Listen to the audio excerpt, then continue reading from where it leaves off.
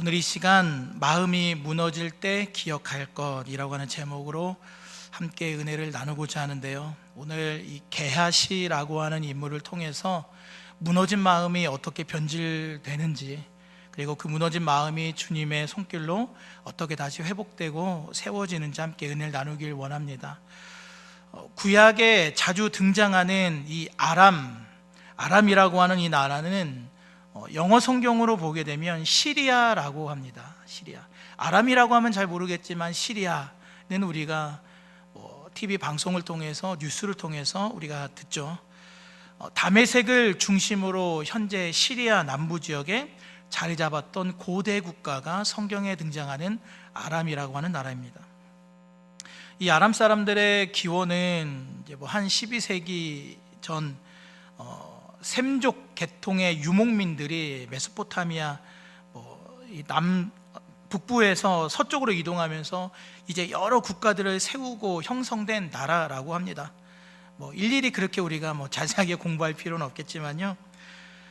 그러면서 기원전 10세기 혹은 9세기 정도에 이스라엘이랑 역사적으로 자주 붙었습니다. 이스라엘과 잦은 충돌이 있었고, 또 그러는 가운데 희한하게도 동맹을 또 맺는 그런 경우도 있었습니다.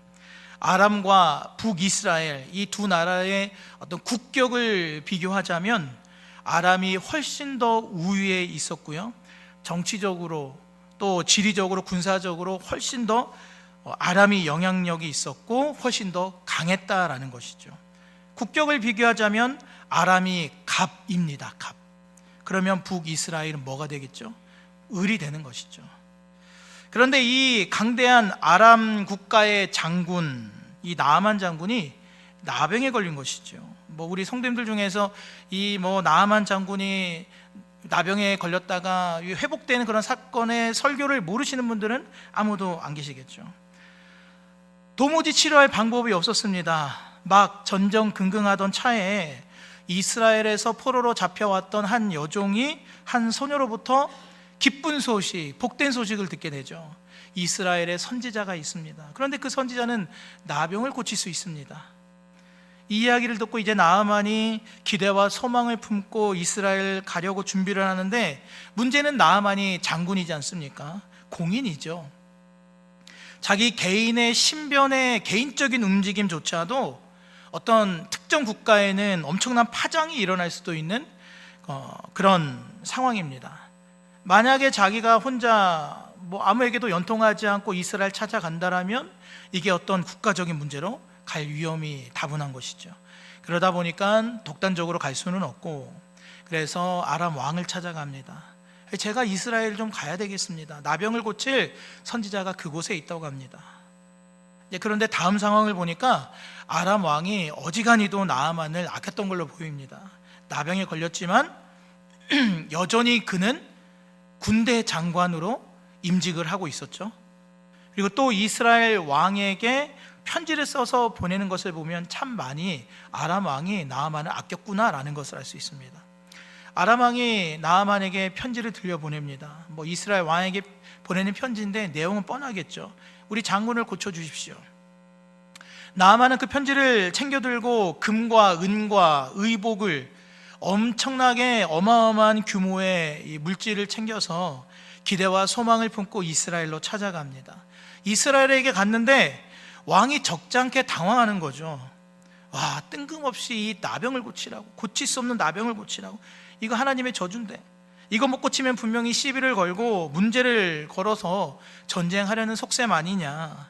그러면서 이스라엘 왕이 옷을 찢고 괴로워합니다. 그러니까 엘리사가 그 소문을 듣고 그러지 말고 나한테 좀 보내십시오. 그래서 이제 나아만이 엘리사를 찾아가게 되는 것이죠. 나아만이 엘리사에게 가면서 엄청나게 막대한 선물들을 가지고 가는데, 또 군대 장관이지 않습니까? 많은 병거와 군사들과 함께 갑니다. 그래서 엘리사가 있는 그 시골집을 찾아갔고, 선지자를 만나야 되는데 엘리사가 나옵니까 안 나옵니까? 안 나오죠. 그러더니 요단강에 7번 담가 봐라, 이 한마디만 남기는 거죠. 그러니까 나아만이 기가 차고 화가 납니다.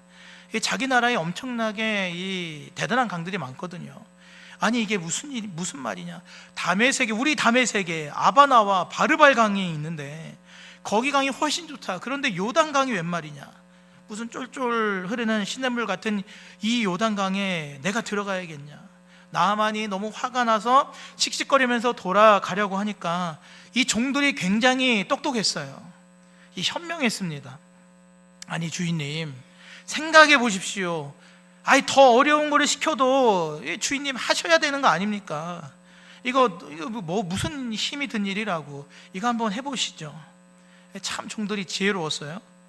그렇게 나하만 장군이 7번 요단강에 몸을 담고 나니까요, 그의 피부가 어린아이와 같이 되었다라고 하죠. 오늘날 모든 여성분들이 부러워하는 그 탱탱하고 부드러운 우윳빛깔, 그 피부로 변하는 기적이 나하만에게도 일어납니다. 그래서 나하만이 너무 감사하고 놀라워서 이제 엘리사한테 가요. 그래서 자신이 가지고 온 재물을 다 드리려고 하죠. 그리고는 이스라엘의 하나님이 참 하나님인 것을 내가 알았다, 이렇게 고백합니다.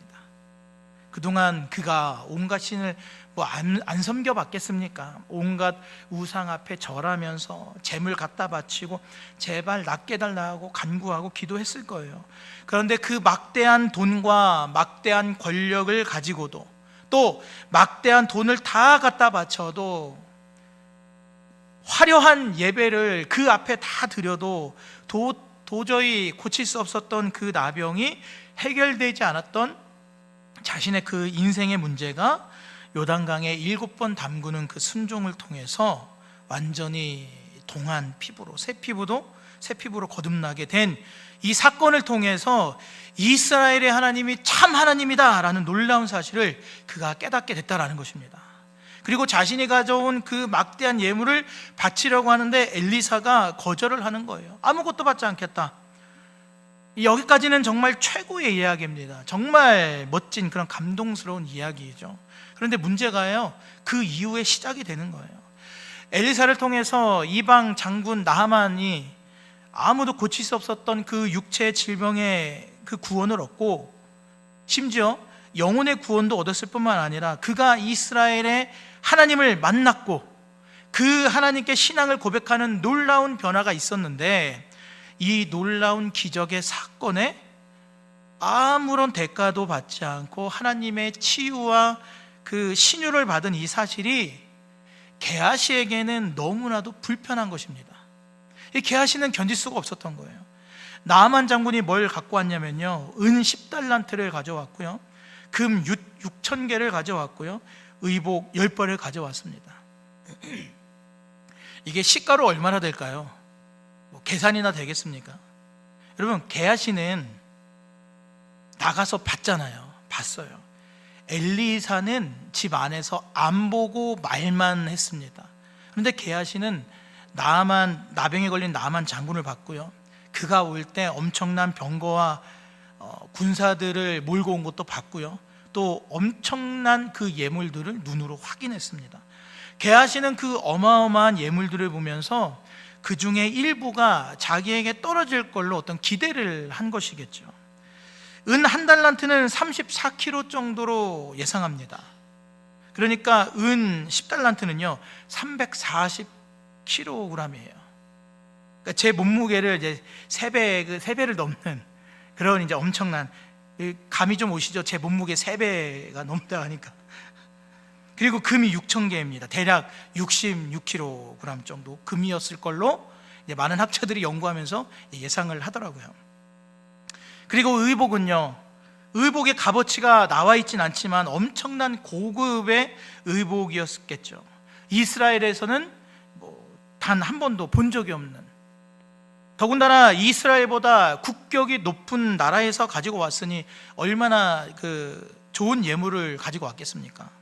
이 모든 걸 게하시 자기가 전부 다 가질 걸로는 예상을 안 했겠지만, 이게 조금의 떡고물은 떨어질 걸로 생각을 한 것이죠. 그런데 그 엄청난 예물을 엘리사가 단칼에 거절합니다. 왜요? 하나님의 은혜는 거래가 아니라 선물이기 때문입니다. 선물. 공짜로 받았으니 공짜로 줘라. 이게 하늘의 법을 보여준 것이죠. 그런데 여기서부터 이제 비극이 시작되는 거예요. 은혜가 선물로 주어지는 그 거룩한 그 기적의 현장에서 정작 그 하나님의 놀라운 은혜를 돈으로 바꾼 사람이 있었으니 바로 그가 엘리사의 사환 게하시였던 것이죠. 야, 이제 내 인생 피나보다. 내가 사환으로 이토록 고생하고 이토록 애썼는데 이제 내 제자 생활에 드디어 이제 빛을 발하는구나. 여러분, 성경에 보면요, 게하시가 사환을 꽤 오래 했습니다. 앞에 보면, 이 앞에 내용에 보면 수넴 여인 사건이 나오죠. 수넴 여인은 아들이 없었어요. 그런데 꿈에 그리던 아들이 생깁니다. 그런데 이 아들이 조금 성장하다가 자라다가 죽어요. 그래서 그 아들을 엘리사가 살리게 되는데 그 모든 사건에 누가 함께했냐? 게하시가 함께했다라는 것이죠. 그러니까 적어도 이 수넴 여인이 임신하기도 전부터 게하시는 이 엘리사를 쫓아다니면서 그 수년 이상 엘리사와 함께 사역을 했던 거예요. 수넴 여인의 아이가 말도 할 수 있고 또 성경에 보면 이제 혼자 돌아다니는 그 정도의 아이로까지 성장했었으니까 오늘날의 청소년까지는 아니었어도 적어도 소년 정도의 나이였을 것이고, 그만큼 게하시가 엘리사의 밑에서 사환 생활을 했었다라는 걸 보여주는 거예요. 또 게하시는 단순히 이 심부름꾼 정도로 일하지 않았었고요, 엘리사한테 생각보다 많은 권한을 위임받습니다. 수넴 여인의 아들이 죽었을 때는 엘리사가 지팡이를 줘요. 자신의 능력 그리고 말씀의 권위를 나타내는 그 지팡이를 게하시에게 또 넘기기까지 합니다. 게하시는 공식적인 제자였었고요, 이 선지자의 그런 대행 업무를 꽤나 했던 것으로 보여지는 거죠. 지금 이런 상황 속에서 게하시가 자기가 엄청나게 오랫동안 그래도 꽤 십수년 이상을 사역을 했었고 성실하게 했었는데 내가 이 정도는 받아도 되지 않을까? 라는 그런 기대감 속에서 엘리사가 아니요 하고 다 돌려보내는 것입니다. 그런데 여러분, 상황을 보면 이 게하시 입장에서는 또 이해가 되는 부분이 있거든요. 우리 오늘 20절 말씀을 함께 읽겠습니다. 20절, 하나님의 사람 엘리사의 사환 게하시가 스스로 이르되 내 주인이 이 아람 사람 나아만에게 면하여 주고 그가 가지고 온 것을 여호와께서 살아계심을 두고 맹세하노니 내가 그를 쫓아가서 무엇이든지 그에게서 받으리라 하고. 이 게하시의 입장에서는 천불이 나니까 지금 이런 생각을 했던 거예요. 자, 그러면 게하시가 이런 생각을 할 수밖에 없었던 그 게하시의 입장을 우리가 한번 생각해 보겠습니다. 우리가 오늘 이 열왕기하 5장을 살펴보고 있는데요, 앞서 4장에 보면 이 선지자의 그 제자들의 아내가 엘리사를 찾아옵니다. 그리고 엘리사한테 뭐라고 말하냐면요, 내 남편이 죽었다. 이것도 정말 참 가슴 아픈 사연입니다. 그런데 더 큰 게 있어요. 그런데 빚지고 죽었다. 내 남편이 죽었는데 빚지고 죽었다.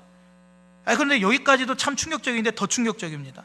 그 빚을 갚지 못해서 지금 내 두 아들을 데려가려고 한다.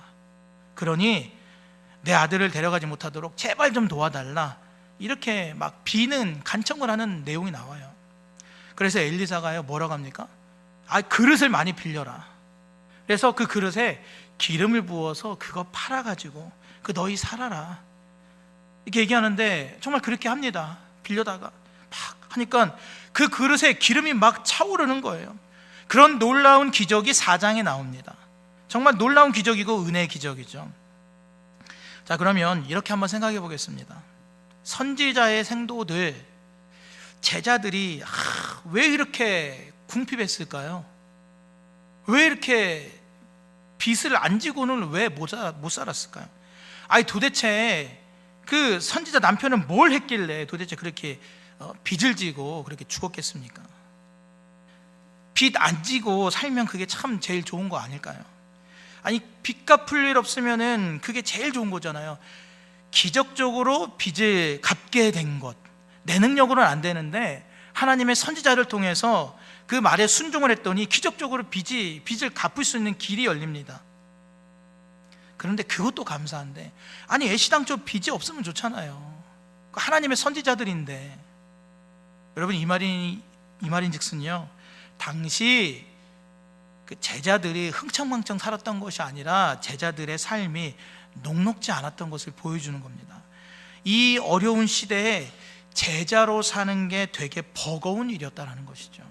빚을 지지 않고서는 생계가 되지 않을 정도로 이 선지자들의 삶이 가난했던 거예요. 그리고 이제 이어서 4장 38절에는 또 어떤 사건이 나오면요, 흉년을 맞습니다. 흉년. 그러니까 이제 제자들이 먹을 게 없는 거죠. 먹을 건 없는데 뭔가는 먹어야 됐고, 그래서 국을 좀 끓이려고 합니다. 국, 묽게. 그래서 국을 엘리사랑 끓여 먹는데 이 재료가 없잖아요. 그래서 들에 나갑니다. 들에 나가서 막 이것저것 찾다가 들호박을 발견하는 거예요. 들호박. 이게 따올 때 막 제자들이 신이 나서 따옵니다. 드디어 먹을 것을 구했구나. 얘 좋다고 왔겠죠. 그래서 그거를 쫑쫑쫑쫑 썰어가지고 국에다가 넣었는데 그게 먹어서는 안 되는 독이 든 재료였던 거예요. 그래서 막 국을 먹다가 뒤늦게 막 독이 든 줄 알고, 야, 여기에는 막 죽음의 독이 있다 하면서 막 난리가 한바탕 납니다. 그러니까 이제 엘리사가 어떤 뭐 가루를 가져다가 가루를 그 국에다가 뿌려서 넣어요. 그랬더니 독소가 제거됩니다. 또 연이어서 무슨 얘기가 나오냐면요, 어떤 사람이 그 마음에 감동이 됐는지 헌물을 해요. 헌물을. 보리떡 20개, 또 채소를 한 자루 담아가지고 가지고 옵니다. 그리고 그거를 이 무리들한테, 지금 막 가난하고 먹을 거 없는 이 선지 생도들한테 좀 나누어 주어라, 이렇게라고 합니다. 그런데 제자들이 100명이었거든요. 여러분, 100명인데 보리떡이 20개입니다. 뭐 채소가 한 자루입니다. 물론 그것도 감사하죠. 그런데 겨우 보리떡 20개와 채소 한 자루를 어떻게 우리가 다 먹겠습니까? 사환이 그러는 거죠. 이거 다 못합니다. 그래서 엘리사가요, 잔소리 말고 주워서 먹게 해라. 쓸데없는 소리 말고 주워서 먹게 해라. 그랬더니 무슨 오병이어의 기적처럼 그걸로 100명을 먹는 일이 일어납니다. 그러니까 여러분, 지금 이러한 내용들을 보세요. 보리떡, 특시가 아닙니다.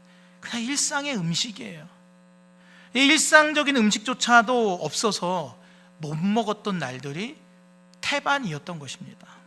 엘리사 당시에 생도들의 삶이 참 쉽지 않았다는 거죠. 물론 오병이어의 기적 같은 그런 기적이 놀랍긴 합니다. 그런데 솔직히 말하면요, 오늘 저와 여러분의 솔직한 심정이 어떠합니까? 하나님 믿으면서 우리는요, 차라리 오병이어조차도 일어나지 않았으면 하는 그런 삶을 살고 싶어요.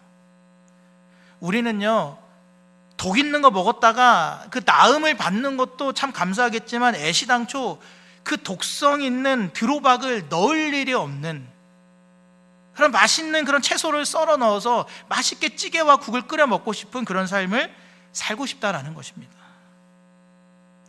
그릇에 기름을 가득 주셔서 그거 팔아서 우리가 피타 갚고 아들을 되찾아온 거 얼마나 은혜입니까? 그런데 우리는 애초에 빚을 안 지면서 살고 싶은 그런 은혜가 우리에게 넘쳐날 수 있기를 우리는 원한다라는 것입니다. 우리는요, 주님 앞에 헌신하면서 그때마다 채워주시는 은혜도 참 좋지만 기왕이면은 주님이 나로 하여금 정말 싸울 곳이 없는 그런 복을 부어주시고 은혜를 주셔서 넉넉하고 막 남들에게 막 퍼다 주고 나눠주고 하고 싶은 그런 삶을 살고 싶다는 겁니다. 여러분, 그래서 헌신이라는 것이 그래서 매우 어려운 것입니다. 헌신이라는 것이. 그 당시 시대상이 어땠냐면요, 엘리사의 스승이 누굽니까? 엘리야이죠. 엘리야 시대에 당시 아합왕이었습니다. 아합왕이 시돈 공주 이세벨이랑 결혼을 했어요. 그러면서 이방 여인과 결혼한 걸 넘어서서 이세벨이 그 자신이 어려서부터 믿고 있던 그 바알을 가지고 와서 국교로 가지고 옵니다. 국교로. 하나님의 나라에 바알이 국교가 됩니다. 바알신. 그래서 하나님의 민족이 온전히 바알을 숭배하는 그런 이 세상이 된 거죠. 그러면서 그 아들에서 아들로 왕위가 막 옮겨가면서도 여전히 그 죄악에서 이스라엘이 벗어나지를 못하는 거예요. 그러는 가운데 종교 혼합주의 시대를 살아가게 됩니다. 하나님도 섬기고 우상도 섬기고, 그러다 보니까 여호와만 순수하게 섬기던 사람들은 비주류가 되는 거예요. 비주류. 한 나라의 주류가 혼합주의 신앙을 가진 사람들이다 보니까 순수하게 여호와 하나님만 경배해야 한다, 이렇게 믿는 사람들은 당연히 밀려나게 되는 것이죠. 제도권 밖으로, 체제 밖으로 밀려난 사람들이 어떻게 왕의 후원을 받겠습니까? 하나님을 온전히 믿는 그 선지자들과 그 선지 생도들이 어떻게 그 왕과 그 나라의 후원을 받겠냐는 거예요. 그러니까 지금 현재 이 엘리사 시대에 가난하고 힘들게 살 수밖에 없는 그런 환경이 국가적으로 만들어진 거예요. 그 찌든 가난과 힘든 삶을 벗어나려면 제도권 안으로 들어가면 되죠. 까짓거 여호와 하나님만 섬기는 신앙을 조금 타협을 해서 여호와 하나님도 섬기고 이방신도 섬기고, 이렇게 다른 우상신을 인정하면은 좀 편안하게 살 수 있었겠죠.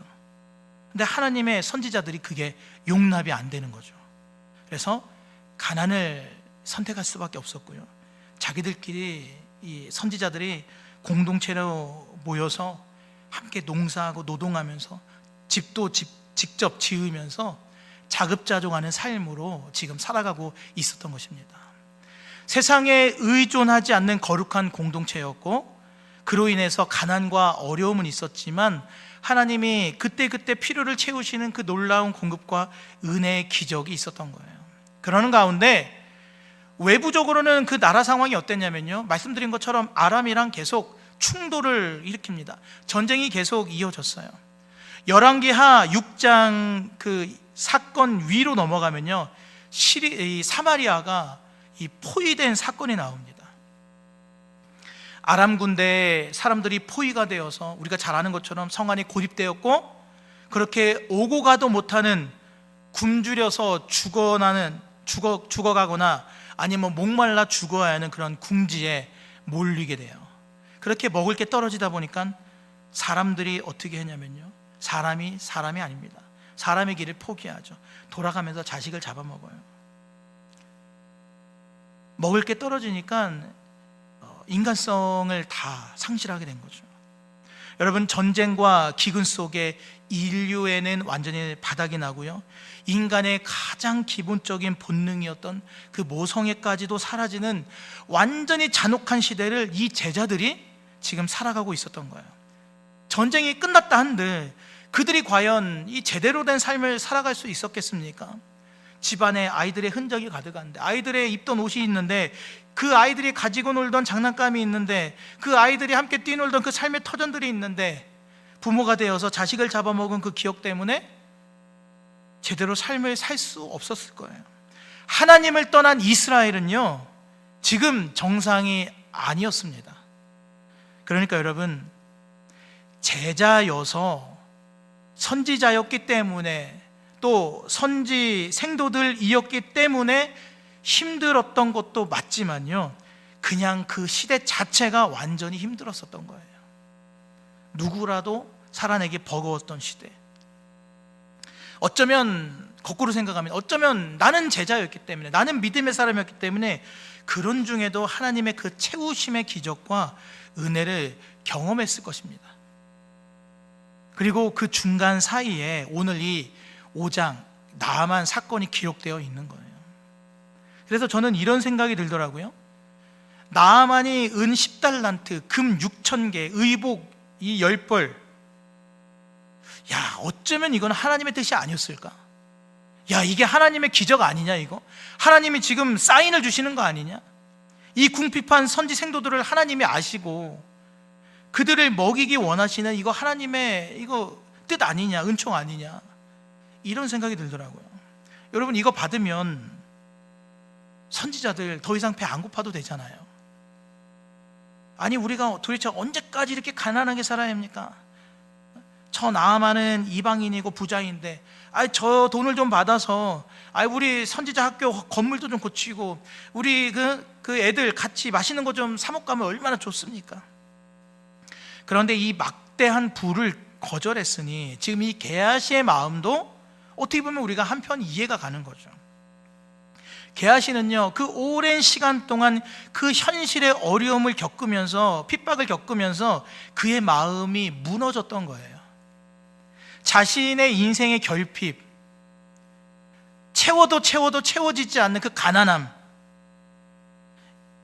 그런데 그 결핍을 하나님의 때마다 주시는 그 하나님의 은혜를 경험하는 시간으로 삼지 못하고 오히려 그 본인이 가고 있는 그 신앙의 길에 회의감을 갖고 마음이 무너진 것입니다. 그러면서 게하시는 이제 자기 나름대로 합리화를 하게 되는 것이죠. 마음이 무너지면서 가장 먼저 찾아오는 게 뭐냐면요, 여러분, 보상심리입니다. 보상심리. 내가 이만큼 사역했으니까, 내가 이만큼 헌신했으니까 이 정도는 챙겨도 돼. 그런데 여러분, 이 보상심리가요, 우리 마음에 들어오는 순간 우리는 하나님의 은혜를 거래로 바꾸게 되는 거예요. 거래로. 이 보상심리가 우리의 신앙을 망치는 독약입니다. 내가 기도를 이만큼 했으니, 내가 무려 40일을 작정했어. 40일을 내가 이만큼 기도했으니까 이거 내 사업 잘 돼야 돼. 잘 될 거야. 내가 이만큼 교회에서 봉사를 했으니까 내 자녀가 잘 되어야 돼. 여러분, 이러한 보상심리가요, 우리의 신앙을 집어삼킨다라는 것입니다. 여러분, 오늘 우리의 마음이 어떠합니까? 내가 이렇게 오랫동안 교회를 섬겨왔는데 내 삶은 여전히 왜 이러하지? 내가 이만큼 하나님 앞에 드렸는데 참 왜 나에게는 참 보상이 없을까? 이런 보상심리가 결국은 우리의 마음에 묵은 땅을 만들어내고 척박한 땅을 만들어내고 하나님의 은혜가 들어갈 수 없는 그런 공간을 만들어낸다는 그런 사실입니다. 올해 우리 교회 표어처럼 나 중심의 신앙생활에서 예수님 중심의 신앙생활로 나아가시는 우리 모두가 될 수 있기를 소망합니다. 나 중심에 살면요, 어김없이 보상심리가 나에게 발동이 걸립니다. 나 중심의 신앙은요, 결국 오늘 게하시처럼 하나님의 이름을 걸고 하나님의 이름을 막 운운하면서 결국에는 내 욕망을 정당화하는 그런 함정에 빠지게 되는 거예요. 오늘 20절을 다시 한번 보세요. 여호와께서 살아계심을 두고 맹세하노니 내가 그를 쫓아가서 무엇이든지 그에게서 받으리라. 자기 딴에는 여호와의 이름을 위하여 지금 이런 일을 하고 있는 것처럼 보이는데요, 그 다음을 보면 그의 마음이 순수한 게 아니라 다 거짓이었구나, 이게 다 드러납니다. 우리 오늘 22절 함께 읽겠습니다. 22절, 그가 이르되 평안하나이다. 우리 주인께서 나를 보내시며 말씀하시기를 지금 선지자의 제자 중에 두 청년이 에브라임 산지에서부터 내게로 왔으니 청하건대 당신은 그들에게 은 1달란트와 옷 2벌을 주라 하시더이다. 여러분, 게하시의 거짓말을 보세요. 얼마나 구체적입니까? 그냥 얼버무리지 않았어요. 머릿속에 그냥 정확하게 상황이 있습니다. 상황. 선지자의 제자 중에 두 청년이 나이도 설정했어요. 청년이라고 하는 특정 나이도 설정하고 또 공간도, 에브라임 산지에서부터 왔다. 청하건대 당신은 그들에게 은 1달란트와 아주 정확하죠. 이 주문하는 게 은 1달란트 옷 2벌을 주라. 자기 의견이 아니라 하시더이다. 아니, 차라리 솔직하게, 어쩌면 이실직고하고 우리 주인님은 그냥 가라고 하셨지만 지금 사실 우리 상황이 이러이러합니다. 좀 도와주세요. 사람들이 굶어가고 있어요. 이렇게 도와달라고 했으면 어땠을까요? 그런데 게하시는 그런 식으로 정직하게 이야기하지 않고 하나님의 이름도 거론하고 엘리사가 받아오라고 했다. 그것도 은 1달란트 옷 2벌. 상당히 구체적인 거짓말입니다. 은 1달란트는 평생 일해야 벌 수 있는 거액이고요, 옷 2벌은 당시 최고급 명품 옷 정도였을 걸로 생각되잖아요. 그러니까 게하시는 여호와의 살아계심을 두고 맹세하면서 하나님을 운운하지만 사실 먹고 사는 문제를 해결하려고 했던 것도 아니에요. 그것도 아닙니다. 그 순수한 마음도 아니었어요. 자신의 허용, 체면을 사고 싶었던 거죠. 명품 옷 2벌을 입고 선지자 사회에서 떵떵거리고 싶었던 거예요. 결국 엘리사 앞에 선 이 게하시에게 심판이 내려집니다. 24절에 보면 거짓말로 받아온 것들을 집에 감추게 되죠. 그러자 엘리사가 묻습니다. 우리 25절 함께 읽겠습니다. 들어가 그의 주인 앞에 서니 엘리사가 이르되 게하시야 내가 어디서 오느냐 하니 대답하되 당신의 종이 아무데도 가지 아니하였나이다 하니라. 우리 26절도 함께 읽겠습니다. 엘리사가 이르되 한 사람이 수레에서 내려 너를 맞이할 때 내 마음이 함께 가지 아니하였느냐. 지금이 어찌 은을 받으며 옷을 받으며 감람원이나 포도원이나 양이나 소나 남종이나 여종을 받을 때이냐. 아니 어찌 지금이 은을 받으며 옷을 받을 때냐. 그런데 여러분 이 말씀 잘 보세요. 엘리사는 단순히 게하시가 이 손으로 받아온 것만 본 것이 아니라요, 그의 마음속을 꿰뚫어 봤습니다. 그의 마음속에 있는, 앞으로 그가 이 은을 받고 옷을 받아서 자기가 뭔가 그 순간적으로 계획했던 자신의 미래와 꿈, 허영심, 체면, 앞으로 그가 꿈꾸고 있던 감람원, 포도원, 양, 소, 남종, 여종을 보았다라는 것이죠. 여러분, 자신도 사환이에요. 주인 누군가를 섬기고 있는 사람입니다. 그런데 지금 자기 밑에 종을 두고 살 그 날을 지금 기대하고 소망하고 꿈꾸고 있는 거예요. 그것을 보았습니다. 당장은 게하시가 아직 손에는 넣지 못했지만 나아만에게 받은 그 은과 옷으로 앞으로 이루고 싶었던, 꿈꾸고 싶었던, 사고 싶었던 그 자신의 미래 계획들, 그 탐욕의 그 설계도를 엘리사가 꿰뚫어 봤던 거예요. 그리고 그의 인생의 결과는 나병이었습니다. 우리 27절 함께 읽겠습니다. 그러므로 나아만의 나병이 내게 들어 내 자손에게 미쳐 영원토록 이르리라 하니 게하시가 그 앞에서 물러나오매 나병이 발하여 눈같이 되었더라. 여러분, 이게요 하나님의 은혜를 거래로 바꾼 자의 이 비참한 최후였습니다. 그런데 여러분, 하나님이 우리에게 무조건 십자가를 지고 너희들 무조건 가난하게 살아라, 그게 예수 믿는 사람의 인생이다, 소망을 하나님께 둬라, 그러니까 너희는 뭐 집도 가질 것도 없고 차도 가질 것도 없고 너희는 그냥 하루하루 근근히 일용할 양식으로 가난하게 살아야 돼, 이러시는 분이 아니라는 거예요. 이어서 열왕기하 6장에 보면요 쇠도끼 사건이 나옵니다. 쇠도끼 사건. 선지자 생도들이 집이 좁아요. 그래서 거처를 넓히기 위해서 요단으로 가서 나무를 팹니다. 이거 보세요. 지금 얼마나 가난한지 그 집을 넓히기 위해서 선지생도들이 도끼를 가져가서 나무를 팹니다. 그래서 이제 집을 짓고 사는 거예요. 그런데 한 사람이 빌려온 쇠도끼를 물에 빠뜨리죠. 당시의 철제 도구는 어마어마하게 귀한 거였습니다. 더군다나 빌려온 거잖아요. 도끼, 쇠도끼조차도 없어요. 그래서 빌려왔어요. 그런데 그걸 잃어버리니까 이제 그는 평생, 안 그래도 빚이 산더미인데 그 쇠도끼마저 잃어버렸으니 그 빚을 갚기 위해서 그 사람은 이제 종으로 살아야 할지도 모릅니다. 그래서 그런지 6장 5절에 보면 그의 절규가 나와요. 그의 절규. 한 사람이 나무를 벨 때 쇠도끼가 물에 떨어진지라 이에 외쳐 이르되 내 주여 이는 빌려온 것이니이다. 여러분, 얼마나 가슴 아픕니까?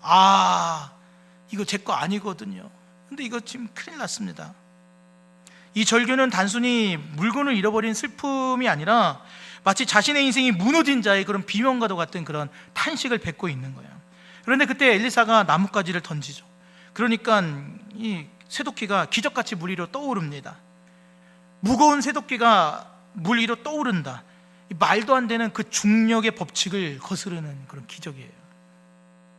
여러분, 하나님은 이런 분입니다. 여러분, 이 쇠도끼 하나만 봐도 나아만 장군의 그 수십억 예물은 거절하게 하시면서도 그 이름도 나오지 않는 그 한 생도에 그 잃어버린 그 쇠도끼 한 자루에 그의 절규 가운데 기적을 베푸시는 하나님이시라는 겁니다. 여러분, 우리는 어쩌면 하나님이라는 분은 어떤 국가적인 일, 어떤 거창한 선교 사역, 그 복음 전파, 요거에만 하나님은 관심 있다고 생각할 때가 많아요. 그리고 어떤 우리의 일상의 삶에 관해서는 뭐 하나님의 그런 어떤 그런 큰 관심사가 아닐 거다라는 그런 마음이 우리에게 은연중에 있습니다. 그래서 우리는 우리의 일상을 성실하게 살아가면 이거는 참 믿음 생활이 아닌 것 같고, 우리가 일상생활 다 그만두고 제쳐두고 교회에 나와서 맨날 기도하고 전도하고 뭔가 교회에서 헌신봉사를 하면은 이것이 하나님의 거룩한 사역이다 생각하는데, 여러분 그러지 않습니다.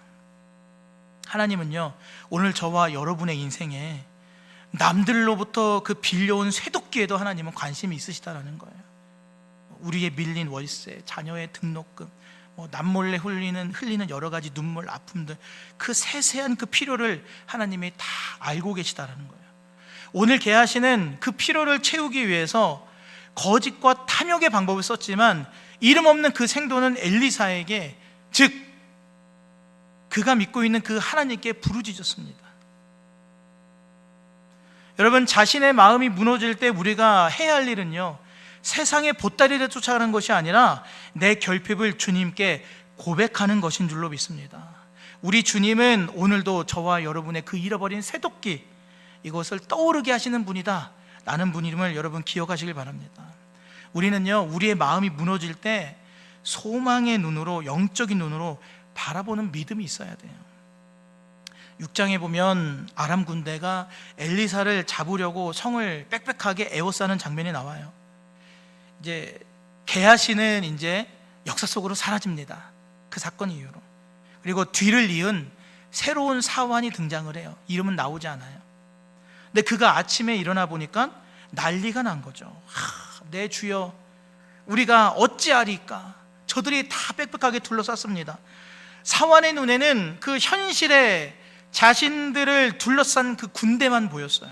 당연하죠, 여러분. 오늘 우리의 눈에도요, 현실만 보입니다. 그런데 그때 엘리사가 기도를 해요. 여호와여, 원하건대 그의 눈을 열어서 보게 하옵소서. 그의 눈을 열어서 보게 하옵소서. 그렇게 하나님의 사환의 눈을 여시니까 무엇이 보였습니까? 불말과 불병거가 산에 가득하여 엘리사를 둘렀더라. 이렇게 말씀이 기록되어 있습니다.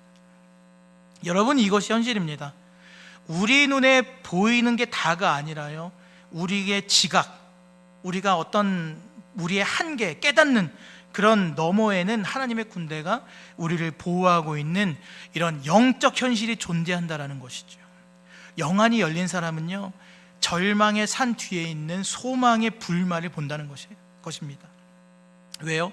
영안이 열리면, 여러분, 우리가 믿음의 눈이 열려서 영안이 열리게 되면 우리가 세상의 그 두려움을 막 견디고 참는 게 아니라요, 그 두려움이 사라지는 거예요. 적군보다 우리 편이 훨씬 더 많다는 것을 확인하기 때문입니다. 영안이 열린 그 엘리사가 이제 어떻게 하냐면요, 그 자신을 죽이러 온 아람 군대를 막 한 칼에 몰살시키는 것이 아니라 그들을 사마리아로 막 인도해가지고 그들에게 떡과 물을 풍성하게 대접해서 그들을 돌려보내요. 게하시는 옷 2벌과 은 1달란트에 눈이 멀어서 나병을 얻었지만 그 엘리사의 그 사환은 영안이 열려서 하나님의 영광을 보더라는 것입니다. 여러분, 우리가 현실을 살아가면서 결핍을 경험하고 또 때로는 궁지에 몰리고 때로는 신앙의 회의감마저 들고, 그래서 내 마음이 무너질 때 우리가 기억해야 할 것은요, 하나님은 여전히 내 편이시고 불말과 불병거로 나를 두르고 계신다라는 사실입니다. 우리는 내 눈앞에 보이는 거, 지금 내가 경험하고 있는 거, 사실로 확인된 거, 그것을 우리는 현실이라고 생각하는데 그게 아니라는 거죠. 오늘 엘리사는 지금 저 절망의 산 뒤에 소망의 불말이 있지 않느냐, 그게 우리의 현실이다. 우리의 현실은 눈에 보이는 게 다가 아니다, 이걸 말하고 있는 거예요. 게하시는 현실만 보았습니다. 눈에 보이고 손에 잡히는 것만 보았어요. 여러분, 그러면 영안이 열린다는 게 뭘까요? 영안이 열린다. 성경을 많이 읽으면 영안이 열립니까? 기도를 많이 하면, 환상을 보고 귀신을 보고 이런 것들이 과연 영안이 열린 걸까요? 영안이 열린다는 것은 하나님의 시선으로 바라보는 거예요. 하나님의 시선으로 바라보는 거. 하나님의 시선으로 모든 상황을 해석하게 되는 것이 바로 영안이 열린 것입니다. 그런 삶을 살아가는 사람이 영안이 열린 삶을 살아가는 거예요. 하나님의 사랑으로 긍휼로 영혼을 바라보고요, 또 하나님의 시선으로 그 힘든 상황들을 내가 믿음으로 해석하고 하나님의 은총을 구하고.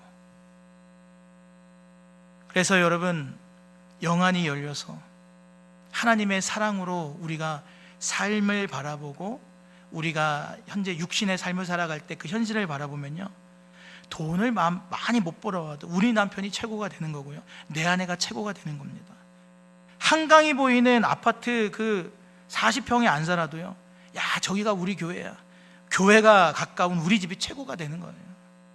내 현실이 남들이 보기에는 그닥 좋은 상황은 아니지만 영안이 열린 사람은요, 그 남들이 볼 때는 그 힘들게 보이는 좋은 상황 아니지만 그러나 그 안에 하나님의 나라가 임하는 것을 내가 보고 경험하는 사람이 영안이 열린 사람인 겁니다. 그런데 게하시는 은을 보았고 금을 보았어요. 옷을 봤습니다. 게하시는 지극히 눈에 보이는 현실만 보았어요.